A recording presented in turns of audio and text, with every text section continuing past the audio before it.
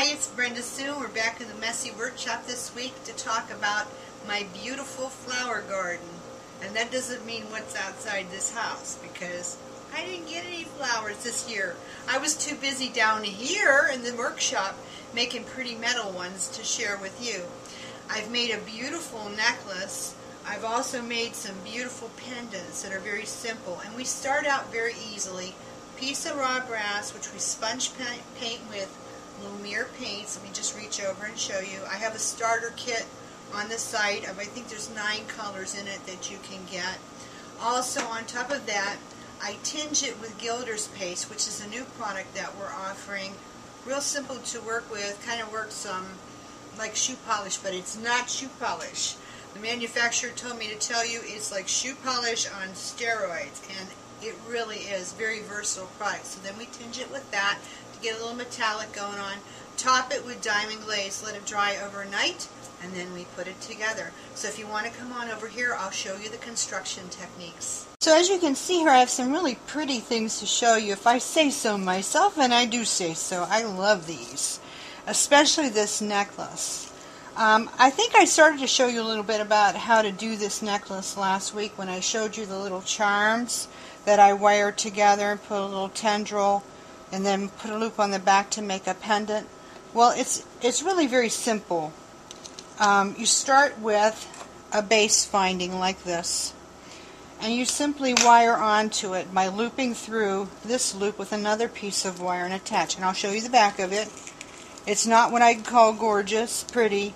I'm not real sure how I would cover this. Normally in this kind of wiring I would want to cover this so you wouldn't see it, but it's smooth. It's not annoying to where there are no rough edges here at all. I even had left a little loop here because I thought I might put a kind of asymmetric dangly off the front of it, which I have not done yet, but I might. And you can see I have signed it Bisou 2010. And in a little bit, before this video is over, I'm going to show you how I do that, because this is a very inexpensive and easy way for you to sign your work that is quite professional in the way I have always done mine. But anyway, they're just attached on there with wire. Very secure. Nothing's coming off. Just beat it up the back through the holes on the sides of the base. This fits like a dream. It feels like a dream. It's just got the right dimension. I love the colors. And I'm bragging on my own piece, but what can I say? You make one and then we'll brag on yours. How's that? Let me set this one aside for now. And let me show you these pendants. I made these last night, and I really love how they've come out. But the way I've done them is I've made the loop on the back, and then I've made another double loop so that you can hang 2 pieces of chain and make a beaded, chain around and make this the centerpiece of a necklace or a pendant. So it's very, very simple to do. I've done 3 different styles, but this is some copper figure 8 chain that we just got in. I'm not sure if we have it on the site yet or not, but anyway, it's very pretty. I'm sure you have some pretty fine chain that's in your workshop. Here I put a series of different beads in the center of this one. But let's do one together. How about that? It's so simple you're not going to believe it.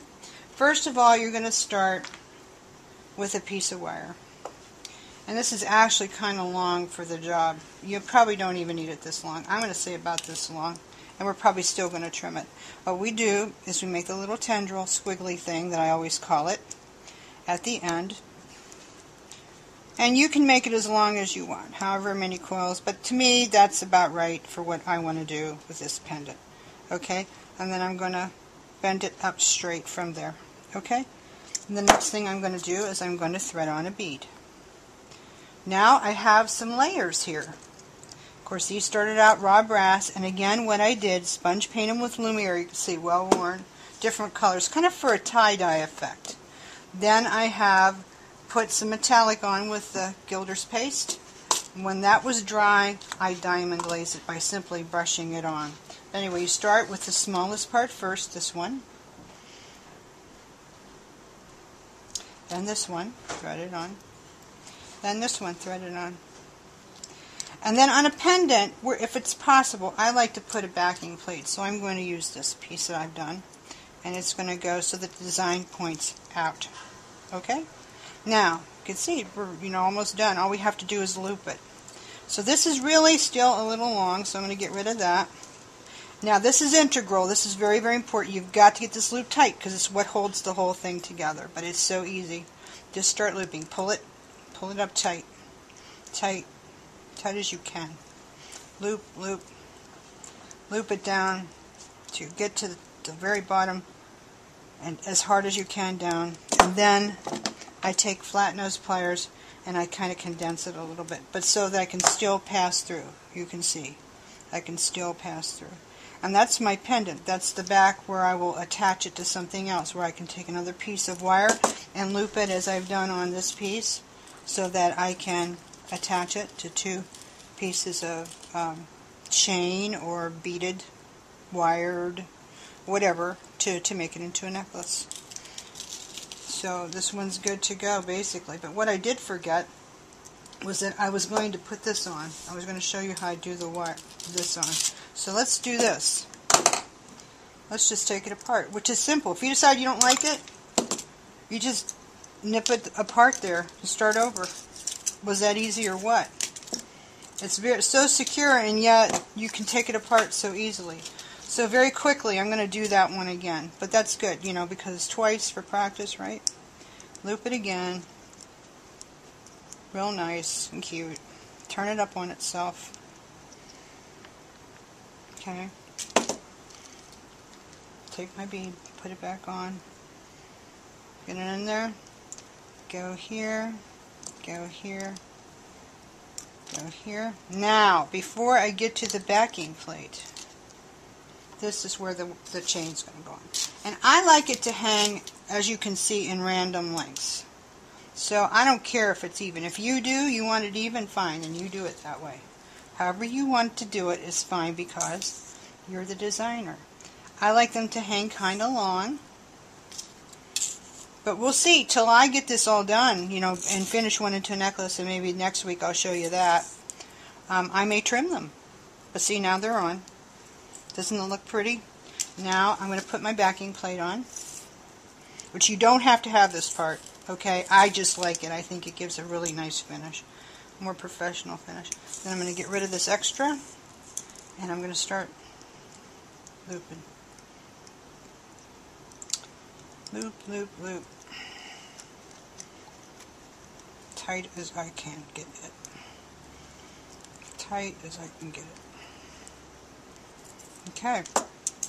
And there we go. And again, you can condense it a little bit. Just make sure you've got pass through all the way. And there we go. And then if you don't like this tendril so tight, you can pull it out like this for a little artsy look. You can even take and loop something else out of the bottom of it. I've done that on here. So on this one too. So however you want. But there you go, kind of a tie-dye effect. Beautiful flower power pendant, sponge painted Lumiere paints, accented with Gilders Paste, and then diamond glaze finished. You could also ice resin the finish too if you wanted to wait for 24 hours for it to cure. And actually that would probably give you an absolutely stunning effect. But this works quite well and is easy. Okay, now I said I would show you how to wire one of these on. Okay, I've got this one started. This is going to be the focal on this, okay? So what I've done is I've got my little loop there, okay? And I've got chain hanging down, so I want to be conscious of that so that it's going to hang the right way. Okay, so I've looped through. Now you see these little scallops here. These actually work in your favor because they make little catch places for the wire. So I'm going over one of them, okay? And I'm going to pull this up as tight as I can get it, which I'm not getting it super tight this time. Because, of course, you know, we're on camera and all that. But I've got a way to tighten it, and I will show you how we can do that. I'm going to slide this up a little bit. I'm going to take this one, and I'm going to go down, and it's a little bit fussy because of this chain. I'm going to go down and around and fold it up in. I'll go back and tighten that up again later. Because I'm just kind of showing you basically how this works. And it's not going to be perfect right now because of the time constraints. If you were here and we were doing a class together, we'd have all the time in the world. For now, that basically shows you the premise. Now, how am I going to get that tighter? Easy. Go in here and just kink it. Just kink it. and on the back. You probably saw my other piece. It was kinked. That'll tighten it. And it'll get it right pretty good tight. Now, like I say, I'm going to work on this one a little bit more later. But this is the basic premise of it. And sometimes even you want them a little bit loose at first because you're going to be working other parts in and around it. You know, and then too, you can bend this down. These back parts, if you've put this kind on it, you can manipulate them a little bit and get that on there. But I'll go on to fill in maybe with another one. And then maybe a little one. And so forth. Maybe one over here, you know. So it takes like 5, 6 of them, you know. You just kind of have to work it, as you can see. That's what I did with this piece. I just worked it. But this really went together nicely. 1, 2, 3, 4, 5, 6, 7, 8. So there's 8 clusters that you have to make. And I have a bunch of clusters here, you can see. You just let your imagination go. Just do whatever you want. I've got a bunch of them here to start this. So I'll play with this and I'll get it a little bit tighter, but I've got the start of it. Okay, we're going to step over to the other bench here, and I'm going to show you how I sign my work. Okay. As you can see, I use a Dremel engraver. This one's an older one. I even have it marked at new because I went through so many of these. I signed so much work in the day that this is the one I have that's the newest of them, but you can get them like in Walmart. But it's really simple. These are 2 pieces that I had collaged, and I did the Lumiere sponge and the Gilders paste, and then I did the diamond glaze finish. So they have to be finished putting stones and pearls and stuff, and then I'll beat up the backs of them. They are both signed. This I just did white paint over them. I don't know. I may sponge it a little bit again, but can you see? Bisou 2010. Bisou 2010. I did it freehand with the engraver. I've been doing it for years. Don't think, oh, I can't do that. Yes, you can. You just get some practice metal and you give it a shot. I'm going to show you right here. I've got a piece of spray copper.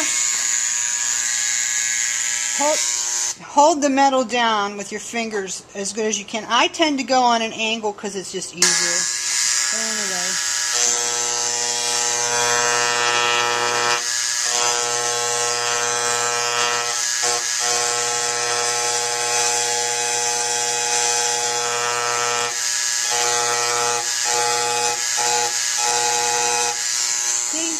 It's not hard. Get some scrap metal and practice. You'll be doing better than me. Here's a piece, a necklace centerpiece that I'll use. Now what I'll do is I'll flatten this first. Okay, excuse my dirty Gilder's pasted fingernails. I'm painted and pasted today. So basically I'll go in the middle of this.